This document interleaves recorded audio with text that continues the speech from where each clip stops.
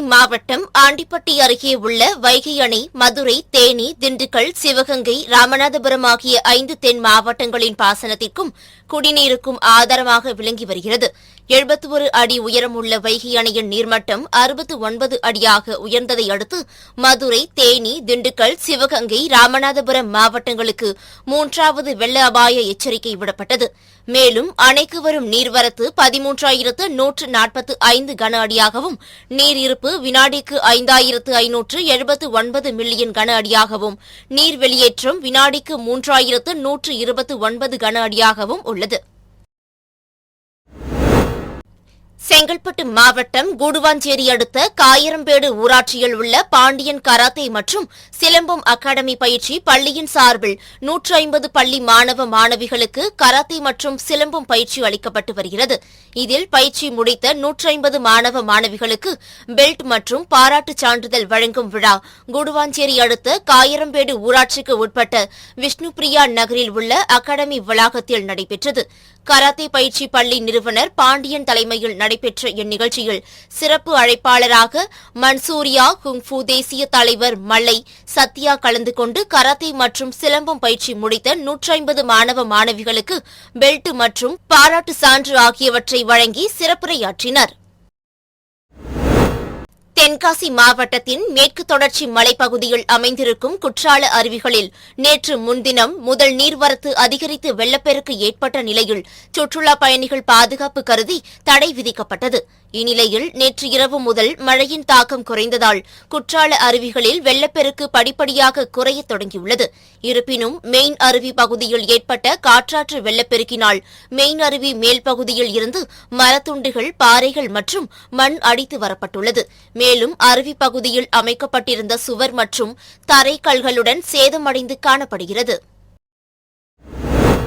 மயிலாடுதுறை மாவட்டம் சீர்காழி அருகே உள்ள ஆச்சாள்புரம் ஊராட்சியைச் சேர்ந்த கீழகரம் கிராமத்தில் 300க்கும் மேற்பட்ட குடும்பங்கள் வசித்து வருகின்றனர். இந்த கிராமத்தில் இருந்து மயானத்திற்கு செல்ல 42 லட்சம் ரூபாய் மதிப்பில் சாலை அமைக்கும் பணி நடைபெற்று வருகிறது. இந்நிலையில் கீழகரம் கிராமத்தைச் சேர்ந்த சவுந்தரராஜன் என்பவர் இறந்துவிட்டதால் கிராம மக்கள் அவரது உடலை மயானத்திற்கு செல்லும் வழியிலேயே சாலையில் குழி தோண்டி புதைத்துவிட்டனர்.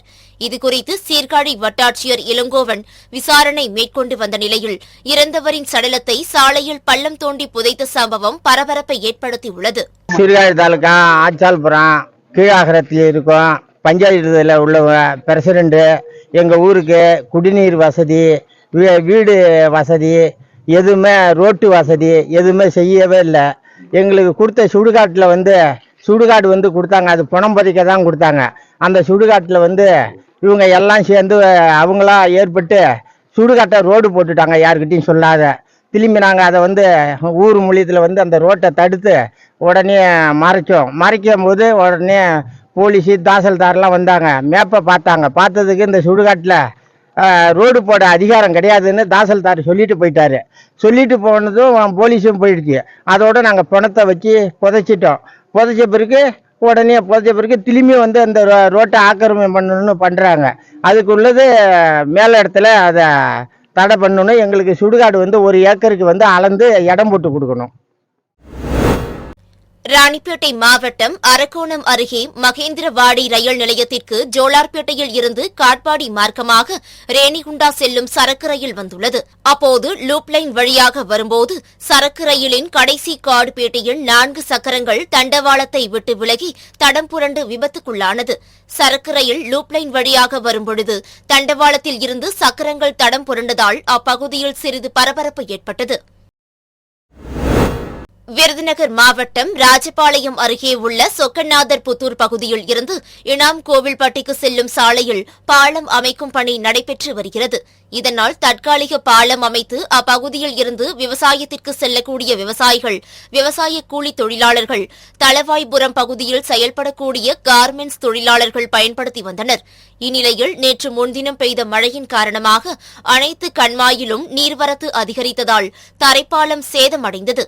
இதனால் இந்த பாதையை கடந்து செல்லக்கூடிய பூக்குடி கண்மாய், களந்தூர் கண்மாய், பூவானி கண்மாய் உள்ளிட்ட பகுதியைச் சேர்ந்த விவசாயிகள் விவசாயத்திற்கு தேவையான உரம் போன்றவை போன்றவற்றை எடுத்து செல்ல முடியாமல் பாதிக்கப்பட்டுள்ளனர்.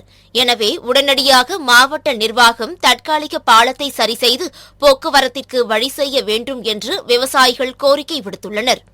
சொக்கநாதம்புத்தூர் கிராமம். இந்த கிராமத்தில் பார்த்தீங்கன்னா இப்போ ஒரு 2 நாளாக வந்து நல்ல மழை பெஞ்சதுனால எல்லா குளங்களும் வந்து பெருகிருச்சு. பெருவி நம்ம அந்த பூக்கொடி கம்மா வந்து நல்லா பெரிய மறுகால் பிடிக்கும் போகுது. இதில் வந்து பார்த்திங்கன்னா தற்காலிகமாக வந்து பாலம் வேலை நடந்துக்கிட்டு இருக்குது. அதனால் அந்த பக்கத்தில் வந்து ஒரு தற்காலிக பாலம் ஒன்று போட்டுருந்தாங்க, ஓடு பாலம் போட்டுருந்தாங்க. அந்த ஓடு பாலம் வந்து மழை நீரால் வந்து அரிச்சிட்டு போயிடுச்சு. இப்போ பார்த்திங்கன்னா குறைஞ்சது ஒரு 300 ஏக்கர் விவசாய நிலங்கள் இருக்குது.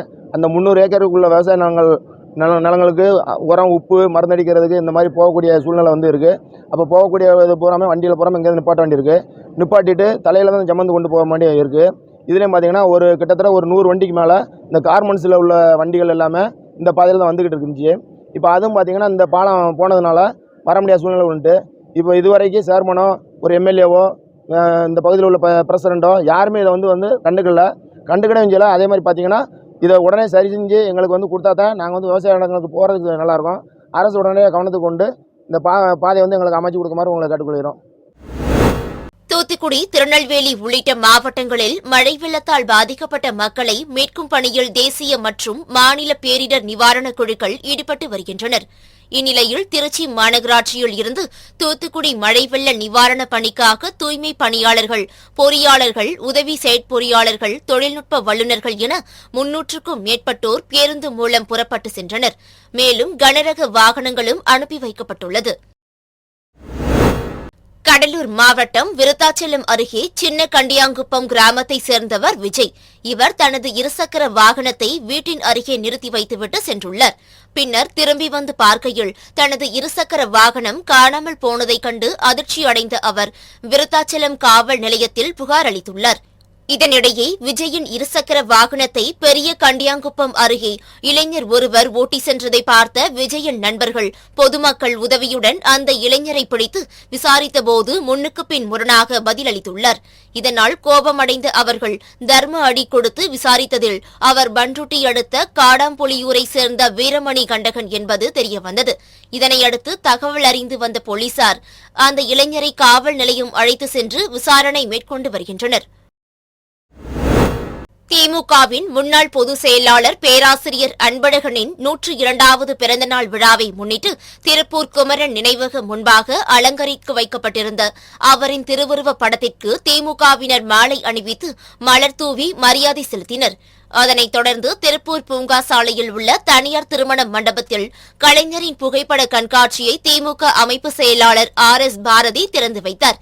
பின்னர் செய்தியாளர்களை சந்தித்த அவர் பேரிடர் குறித்த கோரிக்கைகளை தமிழக முதல்வர் பிரதமரிடம் முன்வைப்பார் என்றும் அவர்கள் நல்ல எண்ணத்தோடு நடந்து கொள்வார்கள் என நம்புகிறோம் என்றும் தெரிவித்தார். நல்லெண்ணத்தோடு தான் போயிருக்கிறார். அவர்களும் நல்ல எண்ணத்தோடு நடந்து கொள்வார் என்று நம்பிக்கை இருக்கிறது.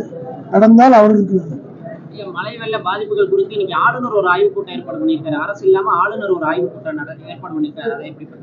அதை பற்றி நான் விமர்சிக்க விரும்பவில்லை. காரணம் இது பேரிடர் காலம். யார் உதவி செய்தாலும், யார் என்ன ஆக்கப்பூர்வமான பணி செய்தாலும் அதை வரவேற்க வேண்டியதுதான் நம்முடைய கடமை. ஒரு வீடு பற்றி எறிகிற போது யார் தண்ணீர் ஊற்றுகிறார் என்பதல்ல. இன்றைக்கு மிகப்பெரிய கொந்தளிப்பு தமிழ்நாட்டுக்கு ஏற்பட்டிருக்கிறது. யார் உதவிகரம் திட்டினாலும், யார் நல்லெண்ணத்தோடு கலந்து ஆலோசித்து நடவடிக்கை எடுத்தாலும் அதை திமுக வரவேற்கும்.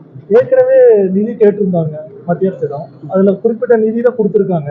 கூடுதல் நிதி எவ்வளவு சீக்கிரம் கிடைக்கும்னு நினைக்கிறீங்க? முதலமைச்சர் போயிருக்கிறார்.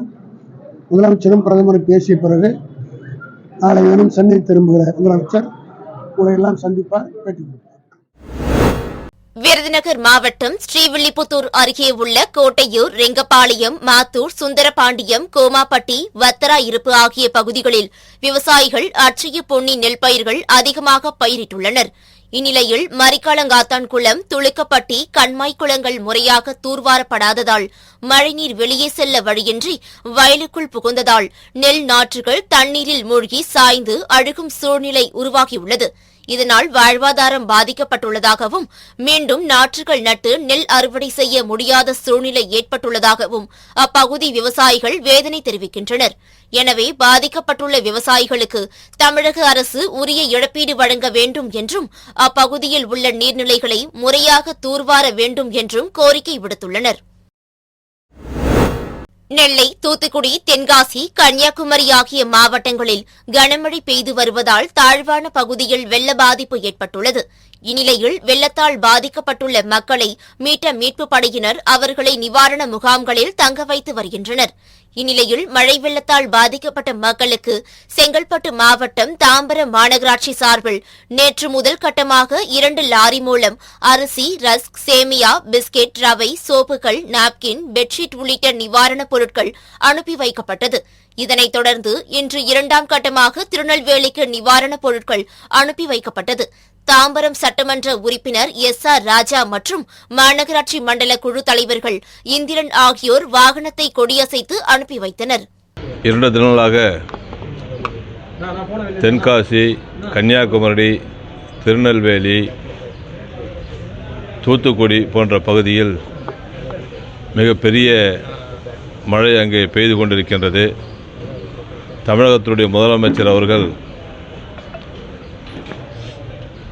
நேற்றைக்கு முன்தினம் மழையால் பாதிக்கப்பட்ட மக்களுக்கு நிவாரண உதவிகள் வழங்க வேண்டும் என்ற ஒரு உத்தரவை பிறப்பித்து அது தாம்பரம் மாநகராட்சிக்கு நேற்றைக்கு காலை 5 மணிக்கு அந்த உத்தரவு மாநகராட்சி ஆணையர் மூலமாக செய்தி வந்து தாம்பரத்தில் இருந்து லாரிகள் மூலமாக தாம்பரத்தில் இருக்கின்ற இந்தியன் ஏர்ஃபோர்ஸ் ஹெலிகாப்டர் மூலமாக துரிதமாக தாம்பரத்தில் இருந்து அந்த பகுதிக்கெல்லாம் பிரெட்டுகள், பிஸ்கட்டுகள், வாட்டர் பாக்கெட்டுகள், அரிசிகள், கோதுமை, மைதா உள்ளிட்ட பொருட்கள் நேற்றைக்கு காலை 10 மணிக்கே ஹெலிகாப்டர் மூலமாக சென்றிருக்கின்றது. தேனி மாவட்டம் ஆண்டிப்பட்டி ஊராட்சி ஒன்றியம் கோத்தல்லூத்து ஊராட்சியில் உள்ள மணியாரம்பட்டி ஊராட்சி ஒன்றிய ஆரம்ப பள்ளி கடந்த 23 ஆண்டுகளுக்கு மேலாக செயல்பட்டு வருகிறது. இப்பள்ளிக்கு அருகே ஊர் பொது கழிவுநீர் வாய்க்கால் உள்ளது.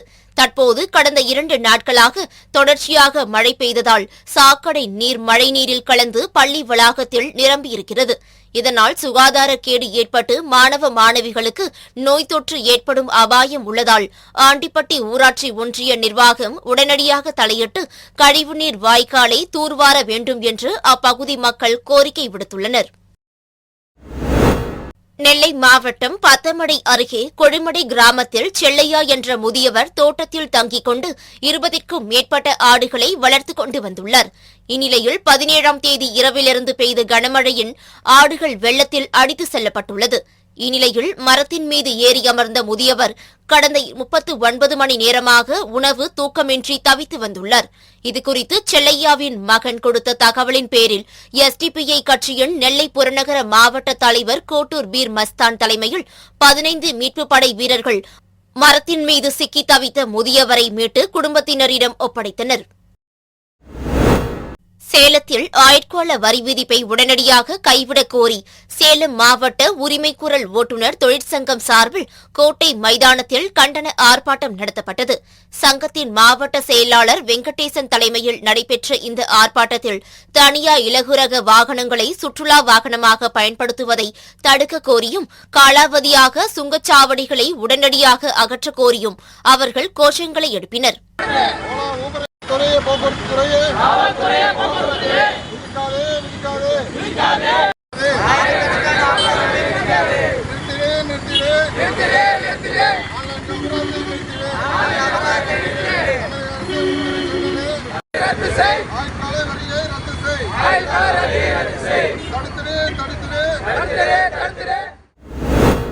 காஞ்சிபுரம் மாவட்டத்தில் பரந்தூர் புதிய விமான நிலையம் அமைத்திட தமிழக அரசு அரசாணை வெளியிட்டுள்ளது.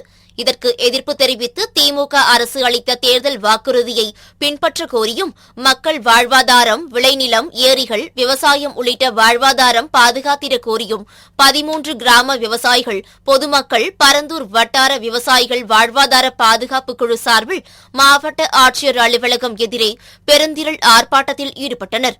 அப்போது தங்களது கோரிக்கைகளை முன்வைத்து அவர்கள் கோஷங்களை எழுப்பினர். காலத்தில் இருந்து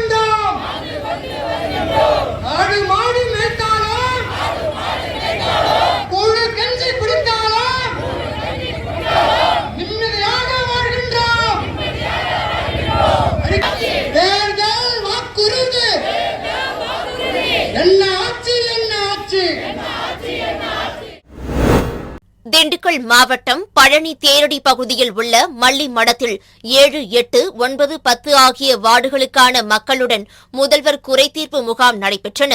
7வது வார்டு கவுன்சிலர் சுரேஷ், 8வது வார்டு இந்திரா, திருநாவுக்கரசு, 9வது வார்டு புஷ்பலதா கார்த்திகேயன், 10வது வார்டு சண்முகப்பிரியா, சரவண பாண்டியன் ஆகியோர் தலைமையில் நடைபெற்ற இந்த முகாமில் அனைத்து துறை அதிகாரிகள் கலந்து கொண்டு மக்கள் குறைகளை மனுக்களாக பெற்றனர். திருச்சி உறையூரை சேர்ந்தவர் குணசேகர். இவருக்கு ராணி என்ற மனைவியும் விஜயகுமார், தர்மா என்ற 2 மகன்களும் உள்ள நிலையில் கடந்த 15 வருடங்களாக கணவன் மனைவி இருவரும் பிரிந்து வாழ்ந்து வருகின்றனர். இந்நிலையில் அதிக குடிப்பழக்கம் உள்ள குணசேகர் இரவு உறையூர் அடுத்துள்ள ராமலிங்க நகர் பகுதியில் நண்பர்களுடன் அமர்ந்து மது அருந்தியுள்ளார். அப்போது அவர்களுக்குள் ஏற்பட்ட தகராறில் ஆத்திரமடைந்த நண்பர்கள் குணசேகரனை கள்ளை தலையில் சரமாரியாக அடித்து உள்ளனர். இதில் குணசேகர் சம்பவ இடத்திலேயே ரத்த வெள்ளத்தில் பரிதாபமாக உயிரிழந்தார். இதுகுறித்து தகவலறிந்து வந்த உறையூர் காவல்துறையினர் குணசேகரின் உடலை கைப்பற்றி பிரேத பரிசோதனைக்காக திருச்சி அரசு மருத்துவமனைக்கு அனுப்பி வைத்தனர். மேலும் இச்சம்பவம் குறித்து வழக்கு பதிவு செய்து கொலையாளிகளை தேடி வருகின்றனர். சிவகங்கை மாவட்டம் சிங்கம்புணரி அருகே மாவட்ட எல்லையில் அமைந்துள்ளது வர்ணப்பட்டி கிராமம். இக்கிராமத்தில் 150க்கும் மேற்பட்ட குடும்பங்கள் வசித்து வருகின்றனர். இப்பகுதியில் சாலை வசதி, குடிநீர், தெருவிளக்கு உள்ளிட்டவை இன்றி பொதுமக்கள் அவதியுற்று வருவதாகவும், ஊராட்சி சார்பில் மேல்நிலை நீர்த்தேக்க தொட்டியில் இருந்து வழங்கப்படும் குடிநீர் சுகாதாரமற்ற முறையில் இருப்பதாகவும் குற்றம் சாட்டியுள்ளனர். இந்நிலையில் தங்களுக்கு அடிப்படை வசதிகளுடன் தூய்மையான குடிநீரையும் வழங்க கோரி பெண்கள் காலி குடங்களுடன் சாலை மறியல் போராட்டத்தில் ஈடுபட்டனர். இதனால் பரபரப்பு ஏற்பட்டது. சிவகங்கை மாவட்டம் எஸ்பூர் ஒன்றியம் பிரான்பட்டி கிராமம், பிரான்பட்டி பஞ்சாயத்து, வர்ணப்பட்டி கிராமம். தண்ணி பஞ்சாயத்து மட்டும் எங்களுக்கு இல்லை. ரேஷன் கார்டையும் எங்களுக்கு கிடையாது. நாமங்களும் போய் நாங்கள் ரேஷன் கார்டை வாங்கிட்டு வரணும். ரொம்ப கஷ்டமா இருக்குது. வண்டி இருக்கவங்க வண்டியில போய் வாங்கிட்டு வர்றாங்க. வண்டி இல்லாதவங்க, முடியாதவங்க ரொம்ப கஷ்டப்படுறாங்க. ஆட்டோ எடுக்கிறவங்க ரொம்ப கஷ்டப்படுறாங்க. நடந்து போயிட்டு வர முடியாது. பஸ் ஸ்டாப்புக்கும் ரொம்ப கஷ்டமா இருக்கு. பஸ் ஸ்டாப்புக்கு போறாங்க ரொம்ப தூரம் இங்க போற மாதிரி இருக்கு. இங்க பக்கத்துல எதுவுமே கிடையாது. ஒரு அவசர ஆத்திரம்னா இவ்வளவு தூரம் போய் தான் பஸ்ஸுக்கு ஏற மாதிரி இருக்குது. ரொம்ப கஷ்டமா இருக்கு. இந்த ஊர் 150 குடும்பம் இருக்கு. இந்த ஊர்ல ரொம்ப கஷ்டம். தண்ணி பிரச்சனை மட்டும் இல்லாம ரேஷன் கார்டு பிரச்சனை எல்லாமே இருக்கு இந்த ஊர்ல. விருதுநகர் மாவட்டம் சாத்தூர் அருகே உள்ள கொசுகுண்டு ஊராட்சிக்குட்பட்ட முத்தார்பட்டி, முத்துசாமிபுரம், ஆத்திப்பட்டி, லட்சுமிபுரம் உள்ளிட்ட கிராமங்களில் பெய்த அடை கனமழை காரணமாக சுற்றியுள்ள கண்மாய்கள் முழுவதும் நிரம்பி மழைநீர் வயல்வெளிக்குள் புகுந்தது. இதனால் நூற்றுக்கணக்கான ஏக்கர் நெல்வயல், பருத்தி, சோளம் உள்ளிட்ட விளைநிலங்களில் மழைநீரில் மூழ்கி சேதமடைந்தது. இதனால் வேதனையடைந்துள்ள விவசாயிகள் அரசு தங்களுக்கு தேவையான நிவாரணம் வழங்க கோரிக்கை விடுத்துள்ளனர். திருப்பூர் மாநகராட்சிக்குட்பட்ட வித்யாலயம் பகுதியில் உள்ள தனியார் திருமண மண்டபத்தில் மக்களுடன் முதல்வர் திட்டம் சிறப்பு முகாம் நடைபெற்றது. இதனை மாவட்ட ஆட்சியர் கிறிஸ்துராஜ், மாநகராட்சி மேயர் தினேஷ்குமார் துவக்கி வைத்தார். இதில் சட்டமன்ற உறுப்பினர் செல்வராஜ், மண்டல தலைவர் பத்மநாபன் உள்ளிட்டோர் கலந்து கொண்டு மனுக்களுக்கு உடனடி தீர்வு காணக்கூடிய வகையில் நடவடிக்கை எடுக்க அதிகாரிகளுக்கு உத்தரவிட்டனர்.